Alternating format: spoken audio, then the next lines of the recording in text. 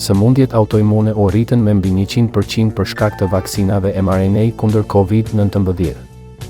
Vaksina që po shkatërrojnë një brez të tërë shqetësim i madh për njerëzit që u shantazhuan për t'u vaksinuar me preparate eksperimentale.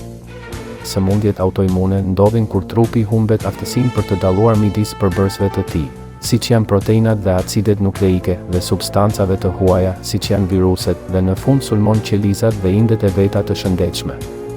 Ekzistojnë mbi 100 lloje sëmundjesh autoimune, duke përfshirë sëmundjen e Sjogren, lupusin sistemik, artritin reumatoid dhe diabetin e tipit 1. Për shkak të mosfunksionimit të sistemit imunitar dhe rrugëve të tij komplekse dhe mbivendosëse të sinjalizimit, afërsisht 25% e njerëzve që zhvillojnë një sëmundje autoimune do të zhvillojnë një tjetër. Mbi 50 milion Amerikan preken nga sëmundjet autoimune dhe të dhënat aktuale sugjerojnë se incidenca e sëmundjeve autoimune është në rritje. Studimet epidemiologjike kanë treguar se shkalla e rasteve të reja të sëmundjeve autoimune në të gjithë botën është rritur me 19.1% në vit, si dhe me sëmundje reumatike si sëmundja e Sjogren dhe lupusi, që rriten me 7.1% në vit. Kjo do të thotë se gjatë një periudhe 5 vjeçare, rritja shkon afro 100%.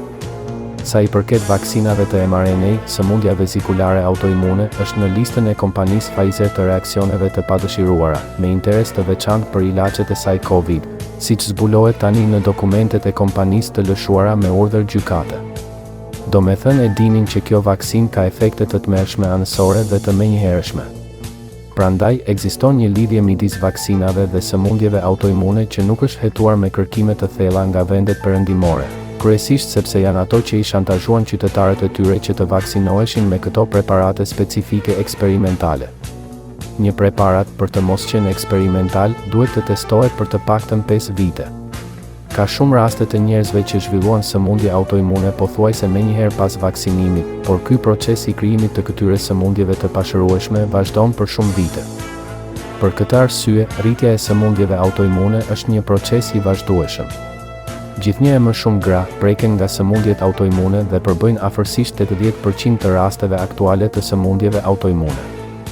Ekziston një lidhje e mirëvendosur midis kromozomit X dhe incidencës së sëmundjeve autoimune. Në një studim me afërsisht 3 milion njerëz që kishin COVID-19, tregon se ka një rrezik më të lartë, prej 13% për zhvillimin e sëmundjeve autoimune dhe në zhvillimin e COVID-it afatgjat tek të vaksinuarit, rrezik që është duke u hetuar aktualisht. Shumë ekspertë thonë se rritja e numrit të rasteve të reja të sëmundjeve autoimune është alarmante dhe po i afrohet niveleve të epidemisë. Krim, një krim global.